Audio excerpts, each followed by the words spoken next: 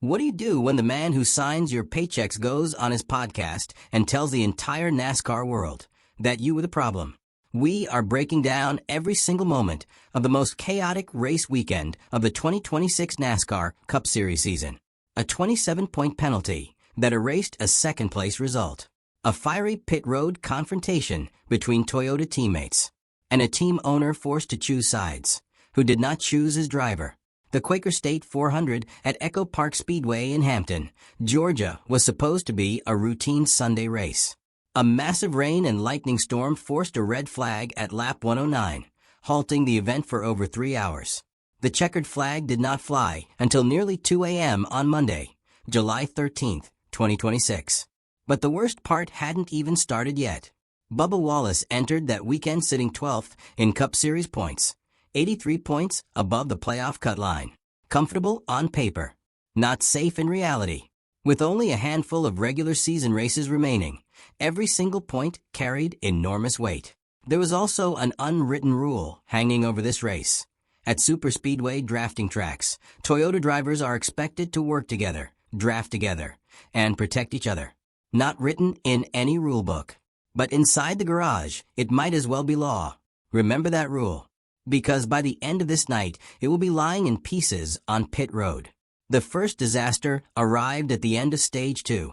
Wallace was running 6th place with valuable stage points on the line. Behind him, Ty Gibbs in the number 54 Toyota was carrying a massive run. Wallace moved from the outer line to the inner line to defend a block. At EchoPark Speedway, closing speeds are enormous. A trailing driver with that much momentum physically cannot disappear when the car ahead moves down. Gibbs had no room. He hit Wallace square in the bumper. The number 23 Toyota spun through the infield grass. Stage points gone. Instantly. But this wasn't the end of the Ty Gibbs story. It was just the beginning. Wallace recovered, charged back, and led 11 laps on the night. He took the white flag in 3rd position behind Carson Hocevar and Ryan Blaney. He had 1 lap. 1 shot. Everything came down to these final seconds at 2 in the morning. Entering turn 1, Wallace shoved Blaney to the lead. As the number 12 swung high on Hocevar, Wallace darted to the bottom, making it 3 wide down the backstretch. In the process, he dropped below the yellow line through turns 3 and 4. A shove from Christopher Bell propelled Blaney to victory. Wallace crossed in 2nd place. Exhausted, relieved, believing he had earned it. That feeling lasted exactly 30 seconds. NASCAR cited Section 8.7.2a of the NASCAR rulebook. Passing below the double-painted lines to advance position will result in a black flag. The number 23 Toyota dropped to 29th place. 27 championship points erased. Issued just before 2 a.m. From 2nd place to 29th. In the time it takes to drink a cup of coffee, Wallace did not go quietly. He bolted to the 2311 Racing Hauler, reviewed data with crew chief Charles DeNike and competition director Dave Rogers, then walked to the NASCAR hauler for a 31-minute meeting. Before entering, he was firm. We're going to fight it. His argument was built on the rule's exact wording. The rule says advancing your position, which I did not do. I stayed 3rd, and I was all over the brakes to make sure I did not advance. As soon as I turned, I was like, I am going to wreck. He added, that move should have propelled us to the lead, and it didn't, because I knew it was wrong, because my car did not like that move. The telemetry supported him. SMT data showed Wallace braking aggressively, actively trying to hand the spot back. But what the data also revealed, that's where the story gets truly cruel. The same telemetry showed Ty Gibbs was pushing Wallace from behind, technically moving him from 3rd to 2nd while still below the line. The same driver who wrecked him in Stage 2 sealed the penalty on the final lap. As Wallace put it, 50 yards away, Ty Gibbs gave us a shot. NASCAR's answer was final. A penalty is a penalty. After the race, Gibbs walked to pit road, intending to apologize for the Stage 2 contact.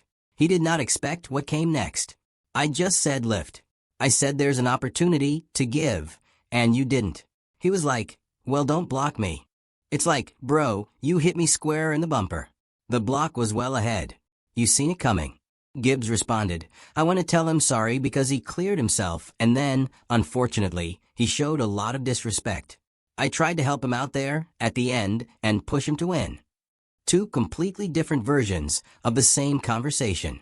Then Wallace said something on national television that nobody inside the Toyota garage could ignore. "We'll be fine." He had an opportunity to give there a lot, and he didn't do that. But yeah, that's Toyota teammates. "We don't race very well together." That was not a complaint about one incident. That was a public indictment of the entire Toyota manufacturer relationship. Cannot be walked back. And that's when Denny Hamlin entered the story. Hamlin occupies an impossible position. As co-owner of 2311 Racing, he is Wallace's boss. As driver of Joe Gibbs Racing's number 11, he is Ty Gibbs' teammate. He spoke on his podcast Actions Detrimental, and he sided with Gibbs. On the stage 2 block, a block is fine. It can be as late as it needs to be, as long as you're clear. As long as it doesn't require the person coming with the run to check up. Applied directly to Wallace, there was just so big a speed variance. If Ty does get on the binders there, he puts himself in danger to help you. And I don't think anyone is signing up for that. But here is what most coverage missed. Hamlin also criticized his other 2311 driver. "I was a little upset with the 45 as well," calling out Tyler Reddick for similar blocking. He was setting one consistent standard across both cars. On the final lap, Hamlin actually defended Wallace's decision. It was the only percentage shot he had of winning is to get 3 wide. He even explained the visibility challenge. "When I'm going on the backstretch at Atlanta, the difference between the apron and the actual racetrack, there's not much difference in banking. So looking at a straight line is like looking at a landing strip for an airplane." But he still agreed the penalty was correct.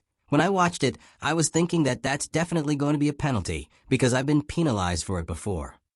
Was Hamlin right to do this publicly? The case for: it protects 2311 Racing's garage reputation and sets consistent accountability. The case against: driver trust erodes fast when criticism comes via podcast, not inside the shop. And this relationship already carries scar tissue. Wallace previously flashed a middle finger toward Hamlin after a last lap incident, and Hamlin fired back on social media. "Give me a break. I was off the gas and on the brakes 100 yards before the 23 let off." Is this just competitive racing? Or is something deeper fracturing inside the Toyota alliance? Now, the numbers, because the numbers make this devastating. The Stage 2 wreck cost stage points. The final lap penalty dropped Wallace from 2nd to 29th, erasing 27 championship points. Because 27 other drivers each gained a position, he effectively lost 28 points to the field. He lost 22 points to the chase cut line in one night. Fell from 12th to 13th. Playoff bonus dropped from 20 points to 15. William Byron leapfrogged him entirely. Wallace now sits just 55 points above Joey Logano, with Austin Cindric, Shane Van Gisbergen, and Eric Jones stacked between them. 6 of his last 9 races finished outside the top 20. His own words: "Everyone behind us in points is like, oh, 23. They see that and are licking their chops. With the position that we are in, we're not safe." 55 points sounds like a cushion, until you remember he just lost 22 of them in a single night. The next race is immediate: North Wilkesboro Speedway, Sunday, July 19th. No time to heal. No time to let tensions cool. And Daytona International Speedway still sits on the calendar. Another super speedway drafting race where manufacturer teamwork is not optional. It is survival. Bubba Wallace and Ty Gibbs will have no choice but to push each other's bumpers again. These two drivers don't get to avoid each other. NASCAR's schedule doesn't care about their feelings. The question isn't whether they'll have to work together again. The question is whether they actually will. So, was Denny Hamlin right to call out his own driver publicly? Team Hamlin stands for consistency, accountability, and garage reputation. Team Wallace stands for trust, loyalty, and the principle that you don't publicly criticize a driver already absorbing a 27-point penalty at 2 in the morning. This isn't just about one penalty on one Monday morning.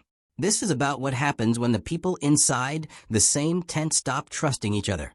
And that Toyota storyline is far from over. Team Wallace or Team Hamlin? Drop your answer in the comments. And if you want to be here when the Daytona chapter drops, hit subscribe. Because this one gets a lot more interesting before it gets resolved.